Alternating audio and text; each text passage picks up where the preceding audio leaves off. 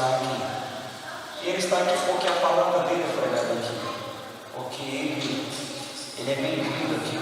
Porque nós não queremos colocá-lo para trás dessas portas. Nós queremos que Ele esteja aqui. Nós precisamos dele aqui.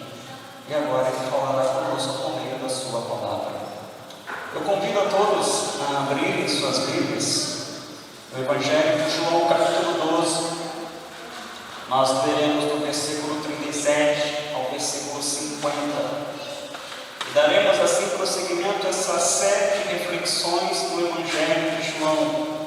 Nessa exposição do Evangelho de João, essa série que intitulamos Quem é Jesus? E hoje aqui afirmaremos, esse Cristo que está aqui, Ele é a mensagem de Deus.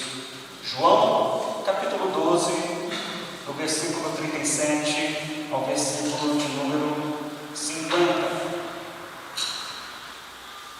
Convido os irmãos a abrirem suas Bíblias, Evangelho de João, capítulo 12, do versículo 37 ao 50. A palavra do Senhor diz assim: apesar de todos os sinais que Jesus havia realizado, não creram nele.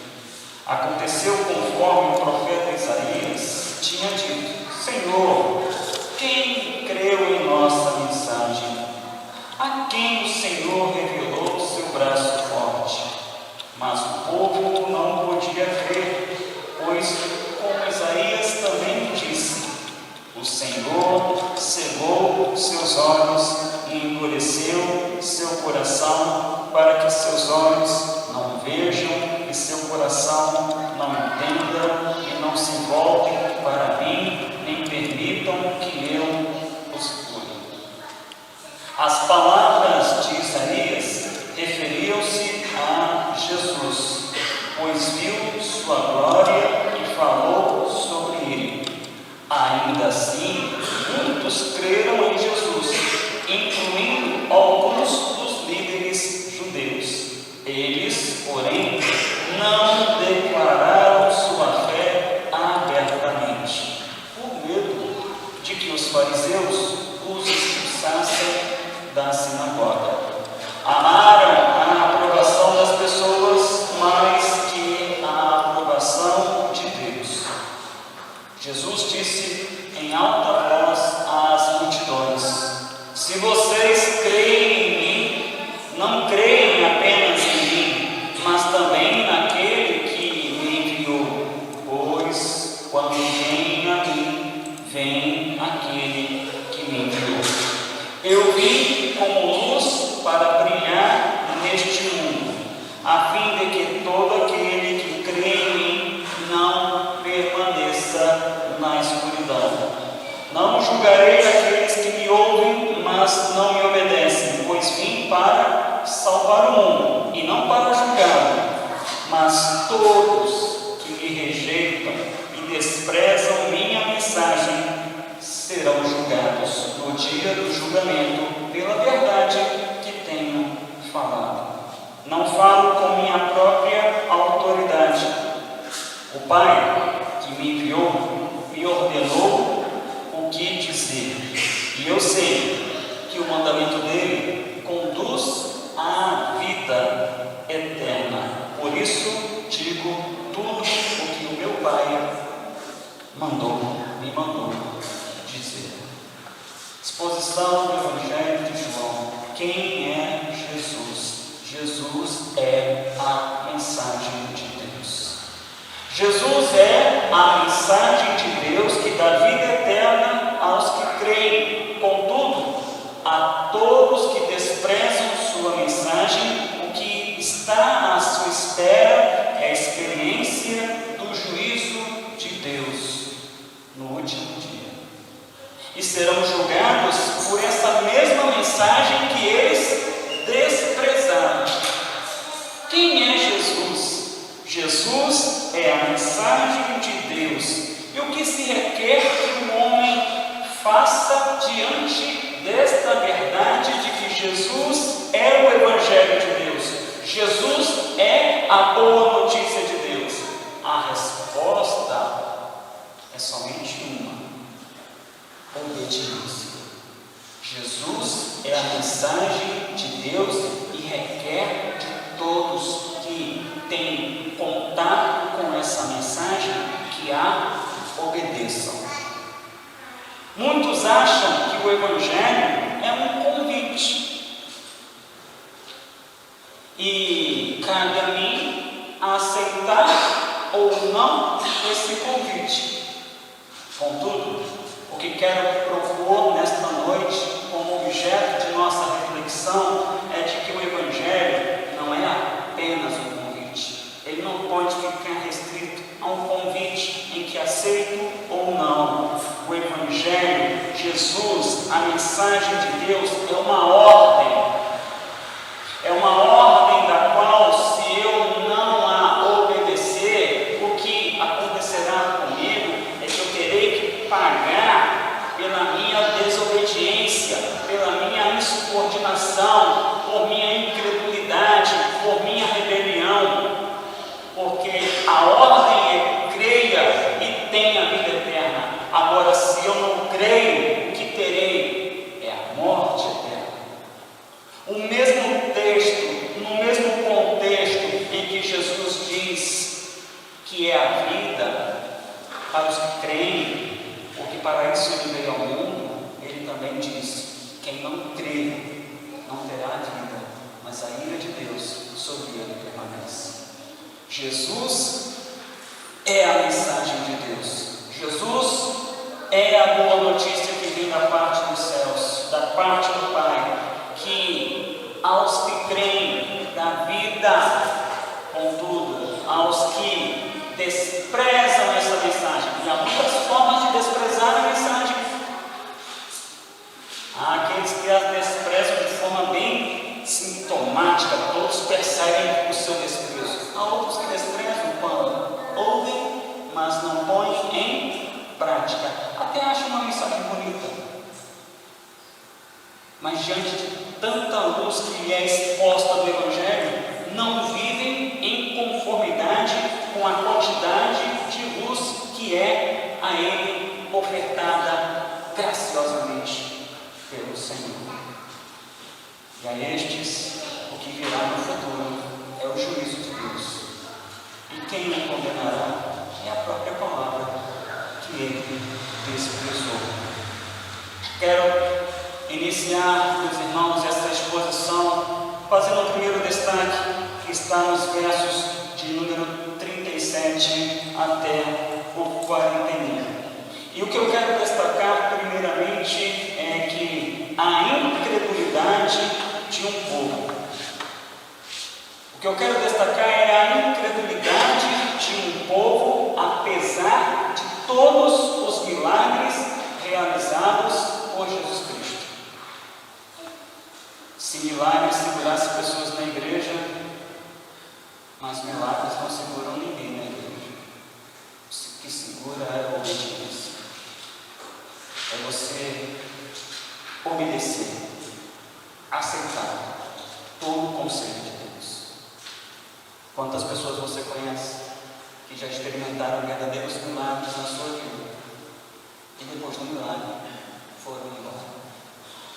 Jesus, ao longo dos seus 3 anos de ministério, deu provas cabais de quem ele era, da sua identidade, assim do que ele viera fazer neste mundo: salvar o mundo dos seus pecados. Contudo, muitos escolheram não crer nele.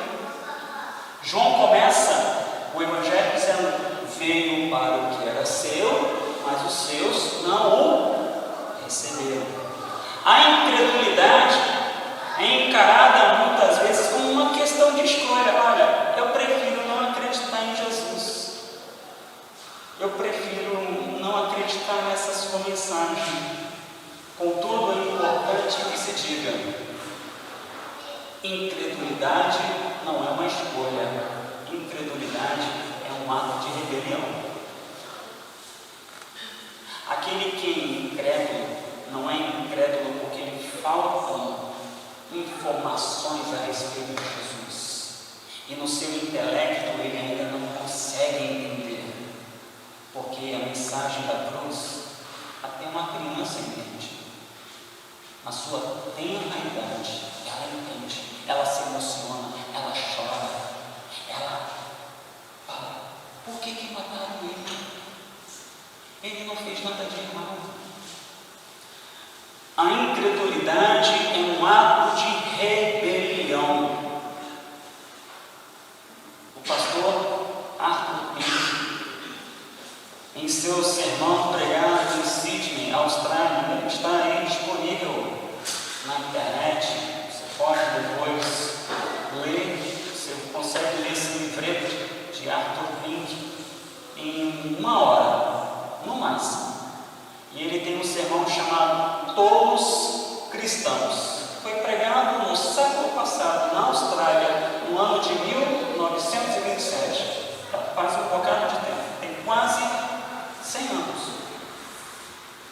E ele diz o seguinte: o Evangelho não é apenas para ser anunciado. O Evangelho é para ser crido. O Evangelho tem que ser crido. E é ele que traz essa ideia de que o Evangelho não é um convite. Ele diz: isso não é apenas um convite, mas uma ordem divina. E ele tem razão. Porque como que Jesus começa o seu ministério? Dizendo: arrependam-se e creiam no Evangelho. Marcos 1,15. A primeira palavra do Evangelho é um imperativo para com o arrependimento. Arrependimento não é opcional, é necessidade. E arrependimento não é só para aquele momento, é para toda a vida, assim como a fé. Muitos irmãos têm feito do Evangelho um produto religioso, ofertado como se fosse mercadoria de quitanda. Lembra de quitanda? Não sei aqui como é que era o nome, mas lá no Rio chamava de quitanda. Não sei se era aqui no Rio, em algum lugar que eu morei chamava de quitanda. Agora eu estou meio que confuso, se é no Rio, se é em Minas, se é em São Paulo, não sei onde era, mas eu sei que chamavam de quitanda. Eu vou lá na quitanda. E aí na quitanda era tipo um sacolão antigamente. A quitanda tinha de tudo um pouco. Tem gente que tem feito do Evangelho quitanda. E o pregador do Evangelho é o quitandeiro. Acho que não era no Rio, não, acho que era aqui em São Paulo. Porque no Rio era a ideia do sacolão. Era a ideia de sacolão. Aí vai lá no sacolão, ou a quitanda, e vem o quitandeiro. Dizendo: olha aqui, vem cá, minha senhora. Tem gente que tem feito do Evangelho produto de quitanda. Tem barateado o Evangelho, porque era uma das características da quitanda ou do sacolão. Era tudo muito baratinho. Você colocava tudo numa sacola só: inhame, batata, cenoura. Você achava que aqueles eram tempos ruins, né? Hoje está mais difícil. Você coloca lá tudo na mesma sacola, pesada, e nem era real. Teve a época do real também com isso, mas nem era real, porque você levava para casa. Legume não faltava em casa. Não que eu comesse, mas tinha. Não que eu comesse, mas tinha. Mas hoje é tudo meio que barateado. O Evangelho não é produto de quitanda, nem de sacolão. O Evangelho, meus irmãos, ele é de um patamar, usando a expressão do filósofo do Flamengo, é um patamar muito superior. O Evangelho requer dos seus mensageiros que eles sejam embaixadores, sabe? Representantes de um governo. Nós somos embaixadores de Cristo. Paulo usa essa figura de embaixadores quando ele diz que a nós foi confiado o ministério da reconciliação. Ele afirma em 2 Coríntios 5:20: agora, portanto, somos embaixadores de Cristo. Deus, olha só o que Paulo diz: Deus faz seu apelo por nosso intermédio. E qual é o apelo? Falamos em nome de Cristo quando dizemos: reconciliem-se com Deus. Deus fala por meio da sua igreja, quando a sua igreja abre a boca e diz para o mundo: vocês precisam fazer as pazes com Deus. John Charles Hyde, eu só estou lendo agora, gente, já morre. John Charles Hyde, em seu livro Santidade, sem a qual ninguém verá o Senhor, ele diz que o pregador, o embaixador de Cristo, ele não pode prometer aquilo que a Bíblia não o autoriza a prometer. E tem muita gente prometendo que a Bíblia não autoriza a prometer, aquilo que a Bíblia nem sequer trata. Ele abre aspas, porque ele diz: tenho o privilégio de ser um dos embaixadores de Cristo. E não é só ele não, tá? Nós também somos embaixadores de Cristo. Tanto o público masculino como o público feminino. Todos nós somos embaixadores de Cristo.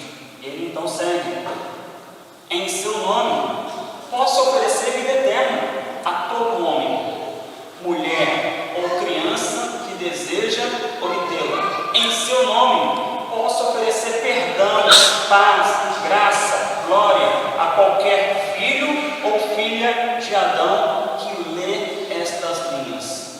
Contudo, não ouso oferecer prosperidade a essa pessoa como sendo uma parte e uma porção do Evangelho.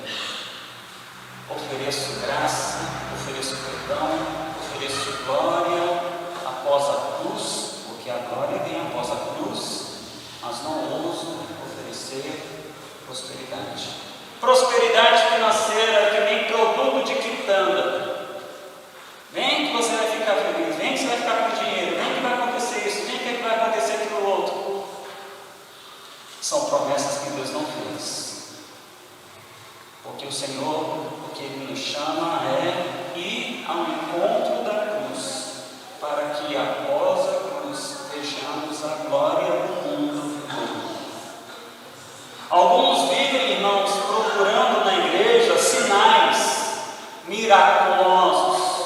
Alguns vivem procurando na igreja anjo voando, milagres, ou mesmo prosperidade. Alguns vêm à igreja buscando não a mudança de vida, mas uma massagem no ego. Isso não é novo. John Bunyan, autor do livro O Peregrino, ele já destacava esse tipo de comportamento lá no século XVII. Isso faz parte da natureza humana. Mas essas coisas não mantêm alguém na igreja. Essas coisas não mantêm alguém na igreja vivendo de modo piedoso, glorificando a Deus e edificando o corpo de Cristo. Não. O que nós observamos no texto de João? Muitos viram sinais, muitos viram os milagres realizados por Jesus. Contudo, decidiram não crer nele. E aí? Jesus mostrou as credenciais do reino. Olha que eu sou Jesus. Não, nós não queremos você, porque você não é aquilo que nós esperávamos. Nós esperávamos algo diferente. Você frustrou as nossas expectativas. Nós não queremos. Isso se dá porque a incredulidade não é uma questão de intelecto, irmãos. A incredulidade é uma questão espiritual. Já falei isso aqui e repito. Incredulidade é um ato de rebelião. O incrédulo é a pessoa que, diante das dificuldades, de se encontrar uma lógica na palavra, ele prefere o caminho da rebelião. Eu não entendo. Ele não diz eu não entendo, ele diz eu não aceito isso que está escrito na Bíblia. Você vai tratando dos assuntos e fala, eu não aceito isso, eu não aceito aquilo. Então, por não aceitar, eu prefiro o caminho da rebelião. Ele quer que Deus se enquadre ao seu sua lógica. E Deus não está aqui para se enquadrar a minha ou a sua lógica. Deus está aqui para ser Deus, e cabe a nós apenas receber todo o conselho dele. Apesar de todos os sinais, todos os milagres realizados por Jesus, o povo não creu. E você sabe que sem fé é impossível agradar a Deus. Você também sabe que sem fé é impossível se relacionar com Deus. Sem fé em Jesus Cristo, nós estamos perdidos. Sem fé em Jesus Cristo, vivemos debaixo da ira de Deus. E conforme afirma Arthur Pink, a fé é o meio instrumental pelo qual recebemos a salvação que Deus providenciou em Cristo. Tanto a fé como o arrependimento são instrumentos de Deus que nos fazem experimentar a salvação que Deus providenciou em Jesus Cristo. A indiferença de muitos entre os judeus à pessoa de Jesus não era nenhuma novidade. Se você acha, poxa, pode, porque isso já tinha sido profetizado por Isaías cerca de 700 anos antes, quando Isaías escreve em seu livro, capítulo 53, versículo 1, quem creu em nossa mensagem. A incredulidade, meus irmãos, é uma prova cabal do quanto o homem está depravado, o quanto o homem é depravado, o quanto o ser humano é um ser decadente. Porque por mais que Deus se fez carne entre nós, ele continua não acreditando.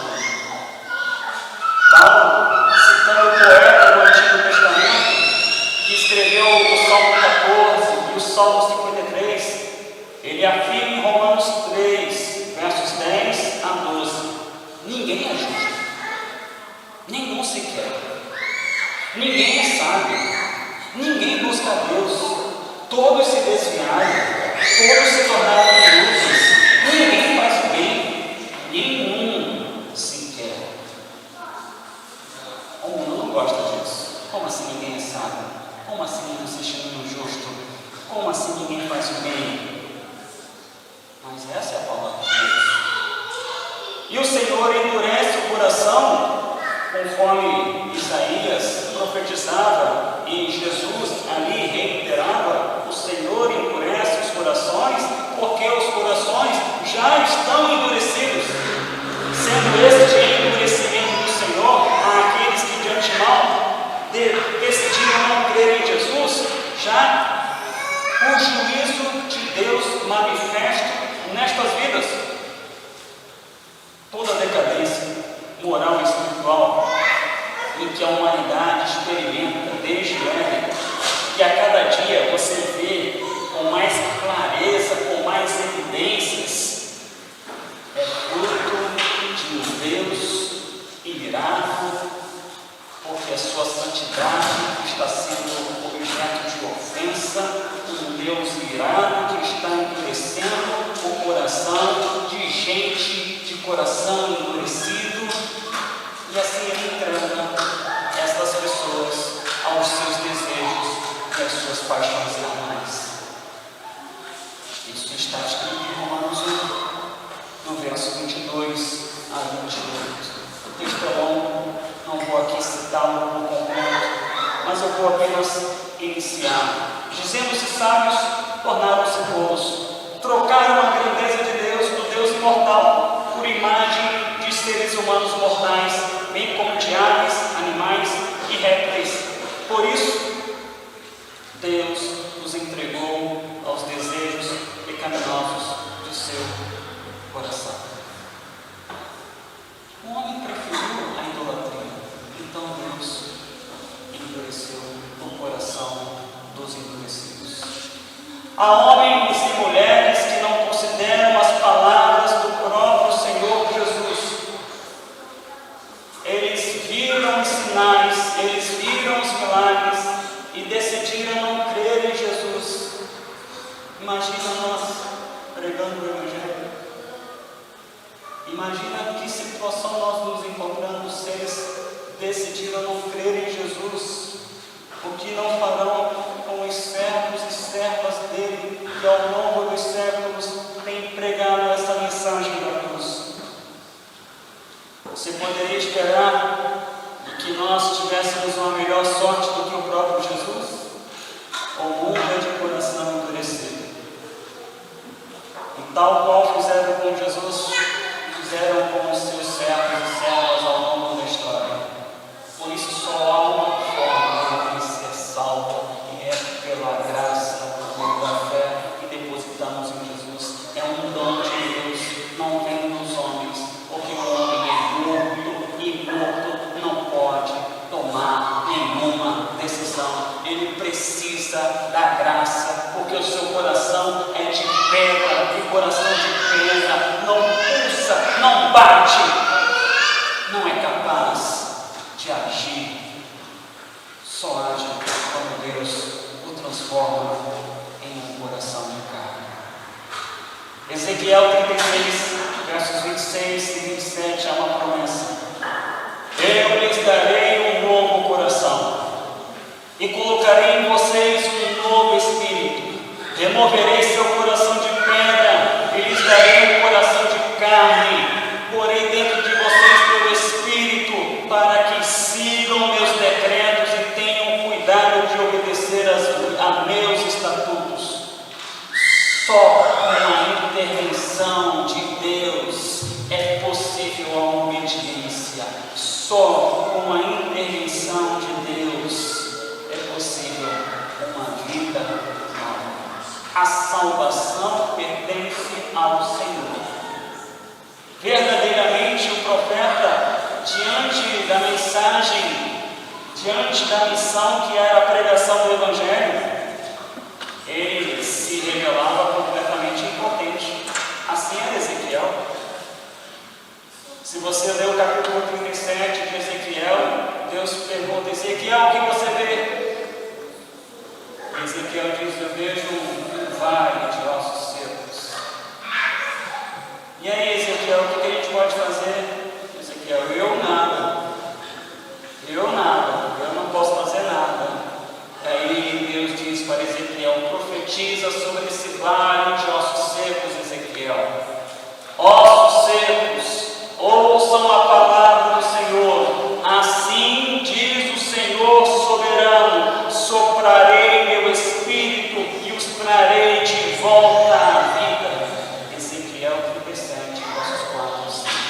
Você conhece o texto e sabe que aqueles ossos começaram a se movimentar e serem tomados de carne e de vida, porque era Deus restaurando o seu povo.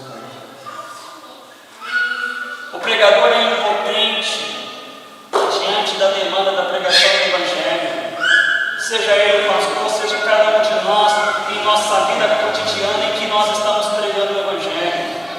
Mas nós contamos com o Espírito de Deus que nos dá o poder de pregar a palavra. E o Espírito desta palavra, do Cristo que está aqui, opera nesses corações, trazendo vida onde até então havia somente morte. Primeira consideração que faço nesta noite, meus irmãos, a partir desse texto, é que a incredulidade é um ato de rebelião para com Deus. E já estava previsto nas Sagradas Escrituras que o homem seria incrédulo. Ele é morto. Você entende isso? Nós outrora, éramos mortos. Só hoje entendemos essas coisas porque Deus nos deu vida. Nem mesmo os milagres são capazes de fazer uma igreja crescer. Crescer de modo bíblico, saudável, a não ser um milagre. Esse, de fato, faz a igreja crescer.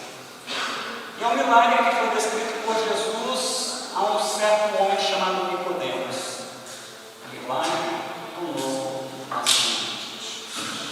Por isso eu aqui digo para você que ainda não tem Jesus em seu coração: você precisa nascer de novo.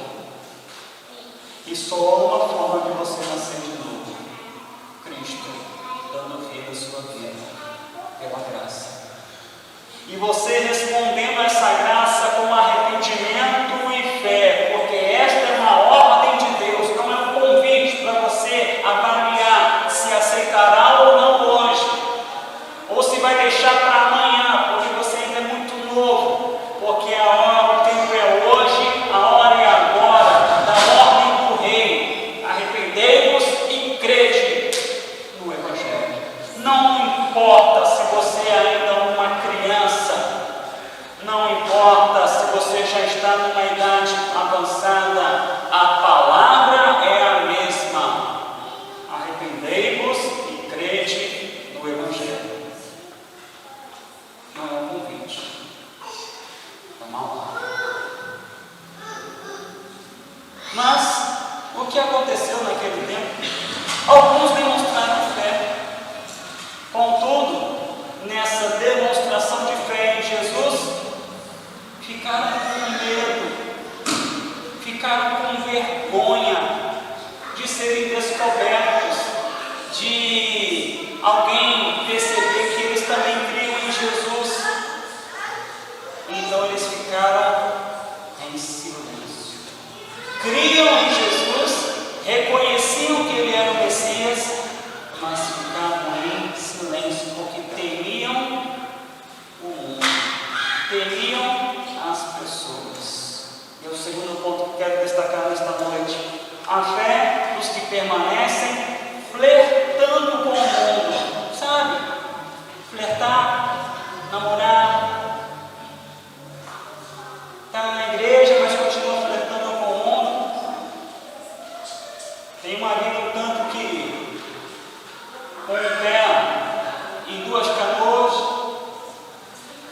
Ainda assim, muitos creram em Jesus, incluindo alguns líderes, versos 42. Eles, porém, não declararam sua fé abertamente por medo.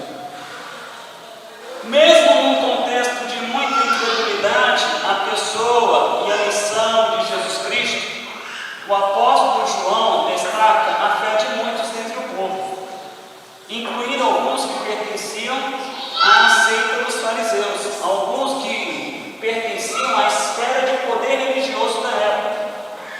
Todavia, esses que detinham uma posição mais destacada na sociedade, eles tinham receio de serem descobertos pelos seus pais, de que eles decidiram por Jesus. Então eles mantinham a sua fé em secreto. Por quê? Tinham medo de ser expulso da sinagoga. Sabe que a pessoa, poxa, se eu for expulso da sinagoga, como é que vai ser a minha vida? É como muitos hoje em dia que têm medo de confessar Jesus Cristo como Senhor e ser expulso da sua roda de amizades, da sua rede de relacionamentos, de certos ambientes que não querem ter por perto um cristão. A nota de João faz desse fato, porque João conta o fato e dá a sua opinião sobre o fato. Certamente, inspirado por Deus, ele diz: amaram a aprovação das pessoas mais que a aprovação de Deus. Pergunto: que tipo de fé você tem demonstrado em sua vida? É uma fé que tem medos? É uma fé que você não segue com mais firmeza, com mais piedade, porque você fica preocupado com o que vão dizer a seu respeito? Será que você vive esse mundo de hoje? Há muita gente presa na opinião de terceiros. Será que você vive a sua vida cristã com o temor do que os seus colegas vão dizer sobre você? Sejam os colegas da escola, da faculdade, do ambiente de trabalho, das suas redes sociais, porque você publicou uma foto na igreja, porque você publicou um versículo, você não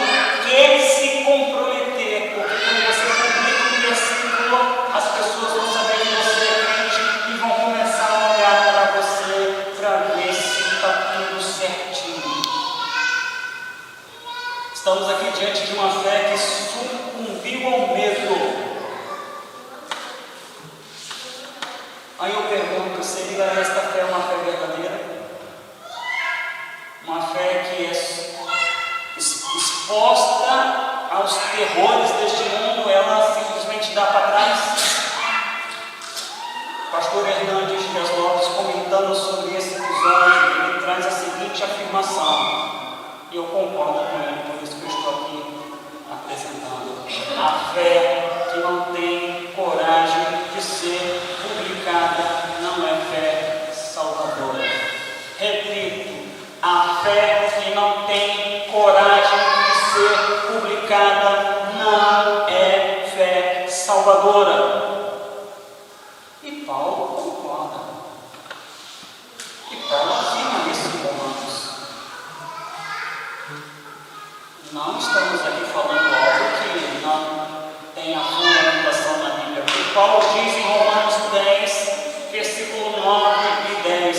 Se você declarar com a sua boca que Jesus é Senhor e crer em seu coração que Deus o ressuscitou dos mortos, será salvo.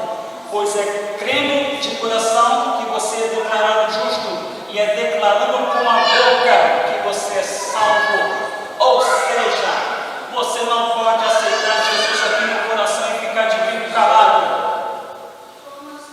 A mulher samaritana, quando ela percebeu que estava diante do Messias, ela esqueceu inclusive que tinha ido ao poço para pegar água. Ela deixou o cântaro lá junto ao poço e voltou para a cidade para dizer a respeito de Jesus.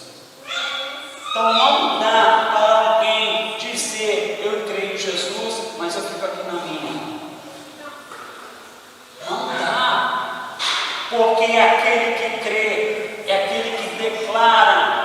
Ele crê com o coração e declara com a sua boca. Podemos aqui concluir, meus irmãos, que a fé salvadora é a fé que não tem proclamar em alto e bom som que o objeto da minha adoração, da minha admiração, o motivo da minha canção, lembrando aqui da canção que cantamos em nossos cultos, é Cristo e este crucificado. Ainda que haja aqueles que entendam Cristo como um escândalo, entendam Cristo como uma loucura, ou façam chacota da igreja, para mim, Jesus é a verdade que liberta. Eu crio com o meu coração e eu anuncio com a minha boca. Não há como seguir a Jesus no anonimato. Hoje em dia, com o recurso tecnológico, podemos caminhar para a igreja sim, o famoso livro de capa preta. Ou podemos até ter um livro, mas não necessariamente de capa preta, que pode muito bem parecer uma agenda. Ou você pode ter a sua Bíblia digital.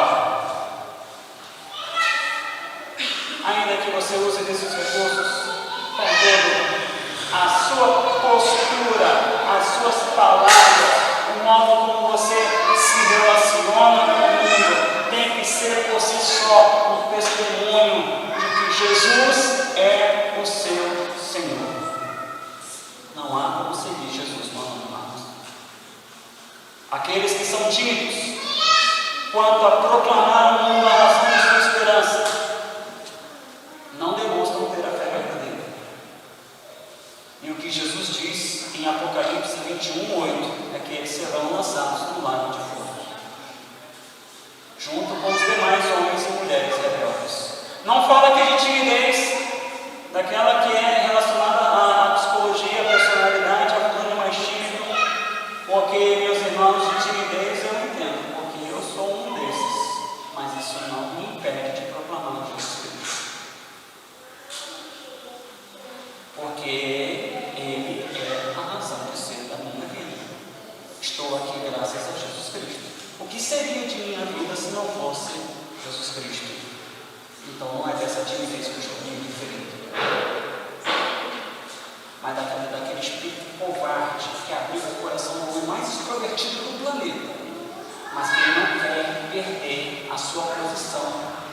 então ele prefere ficar calados ao invés de falar de Jesus. É desse tipo de timidez, um covarde que não quer perder as benesses do mundo. Quer a igreja, mas quer o mundo. É esse covarde. E o crente tem que ser radical. Jesus é a razão de ser da minha vida. Considero tudo mais lixo por causa de Cristo.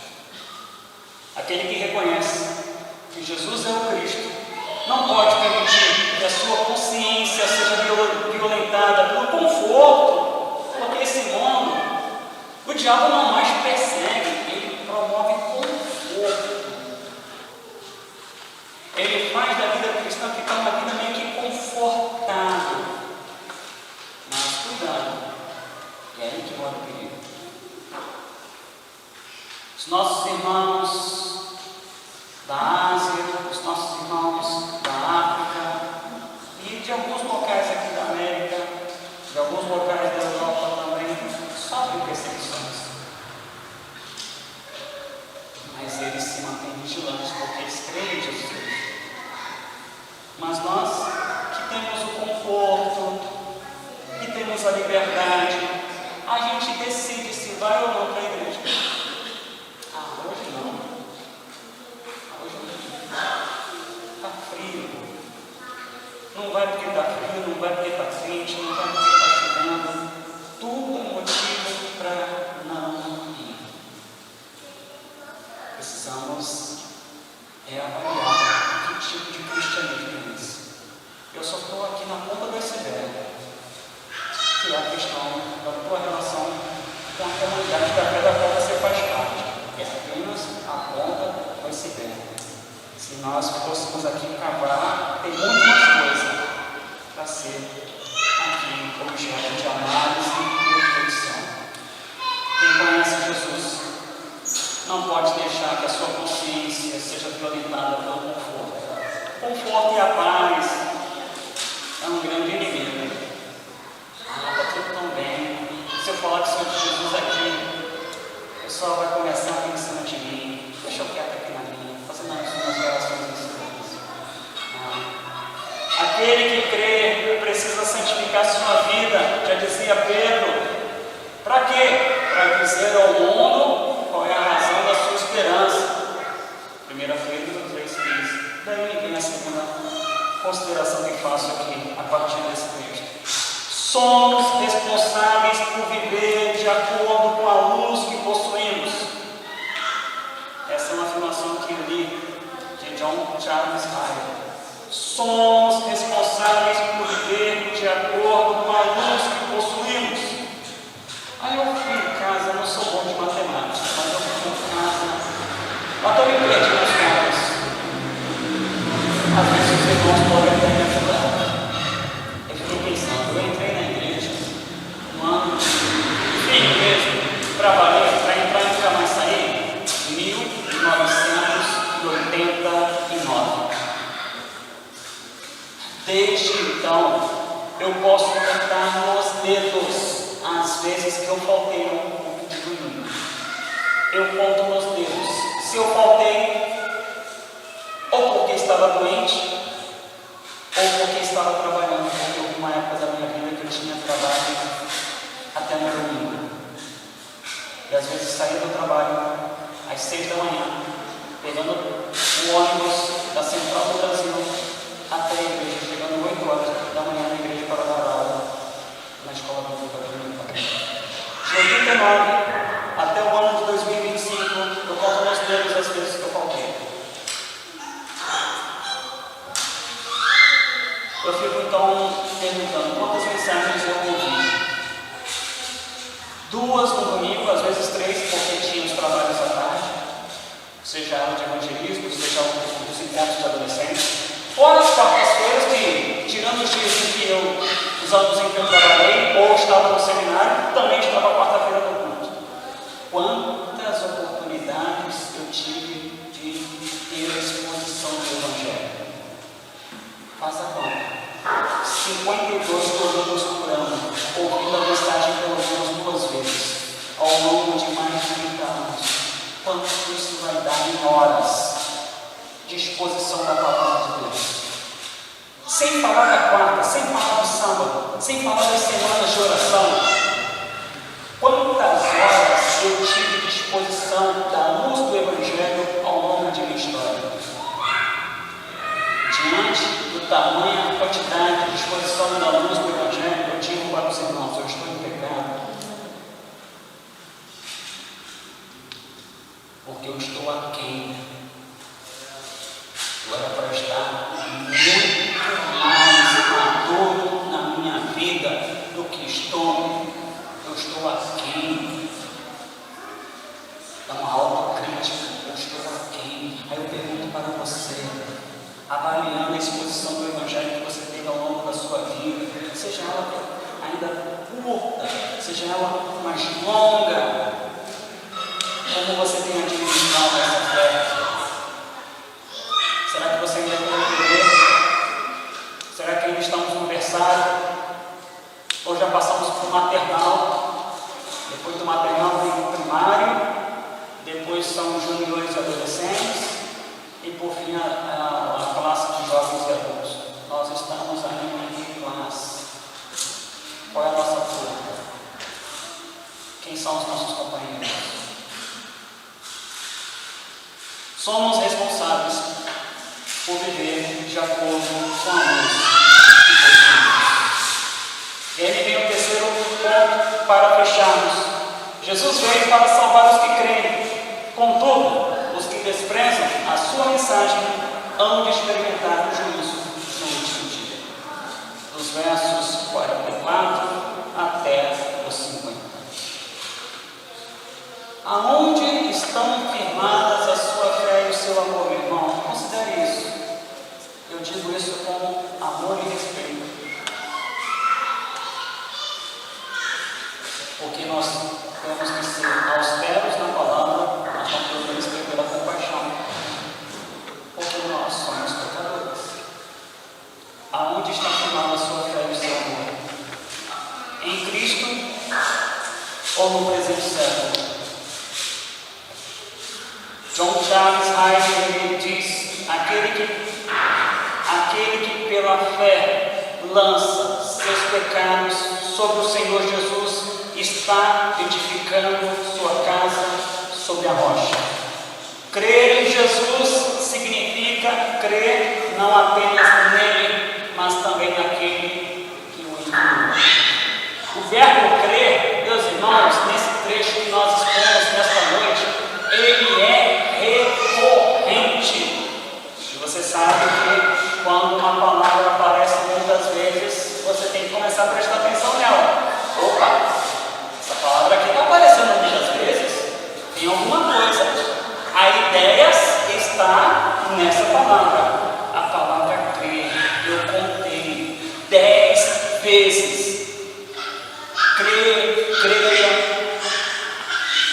o verbo crer nas suas diversas conjugações 10 vezes, o que demonstra que a mensagem de Deus deve ser objeto de fé.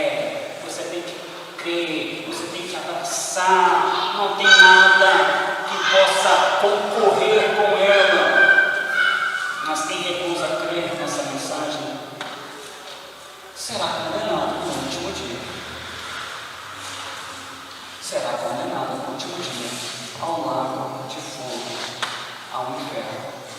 Só por Jesus é que o homem encontra Deus. Só por Jesus é que o homem encontra a salvação. Presta atenção. Você que já está parecendo que se acostumou aqui na igreja e ouviu o sermão, se não tiver fé em Cristo, você vai ser um religioso perdido.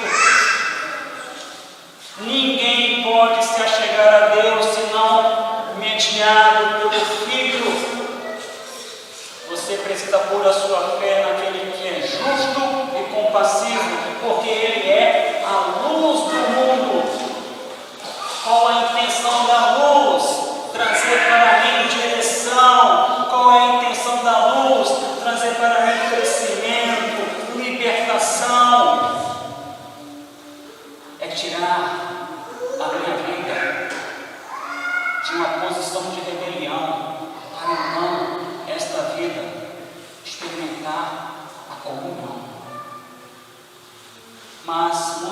teimosamente se recusam a crer em Jesus. E esses são responsáveis pela sua condenação. Porque a mensagem no último dia vai ser o juiz deles. Vai dizer: você durante toda a sua vida, você ouviu, mas nunca creu. Nunca se rendeu, se acostumou, mas não tomou uma decisão. Aquele que ouve a mensagem, mas não a obedece, a este está reservado o inferno. Sua construção de vida, ainda que religiosa e aos olhos dos homens impecável, não resistirá à tempestade do último dia, chamada juízo final. Por isso que nós estamos aqui como embaixadores de Cristo, dizendo: eu te oferto vida eterna, eu te oferto perdão e graça por meio da cruz. Creia em Jesus Cristo como Senhor e Salvador de sua vida. Aquele que acredita que terá de prestar contas ao juiz dos vivos e dos mortos em sua manifestação e no seu reino, jamais ficará contente em viver uma vida impiedosa. Dizia isso J. Serralho em seu livro Santidade. Eu quero viver de modo impiedoso. Até porque no céu, para onde eu quero ir, só haverá piedade, dedicação e santidade. Então, como eu posso viver aqui uma vida relaxada? E assim, trago a última consideração para esta noite. Jesus tem promessa de vida e vida eterna para todo aquele que ouve e crê, recebe arrependido essa mensagem. Jesus é a única esperança. E eu não vou ter vergonha de dizer isso para os meus amigos. Eu não vou ter vergonha de dizer isso a quem quer que seja. Eu vou explicar que eu amo Jesus Cristo, porque Ele morreu por mim. Você está pronto para confessar Jesus Cristo como Senhor e Salvador da sua vida? Você está pronto para o dia da sua partida? Você está pronto para o encontro com Deus? É hoje, é agora que você precisa acertar suas contas com Deus. Porque se não acertar agora, você acertará no último dia. Assim concluo, meus irmãos, retomando os pontos principais que trabalhamos em nossa mensagem desta noite. O primeiro é a fé em Cristo, exatamente. Uma ordem. Creia em Jesus. Segundo ponto, somos responsáveis por viver de acordo com a luz que possuímos. Quantos anos você ouviu essa mensagem? A sua vida está de acordo com essa tamanha exposição de luz que graciosamente você recebeu do Senhor Jesus? E por fim, Jesus tem promessas de vida para os que creem, porque os que não creem estão debaixo da ira, à espera do julgamento.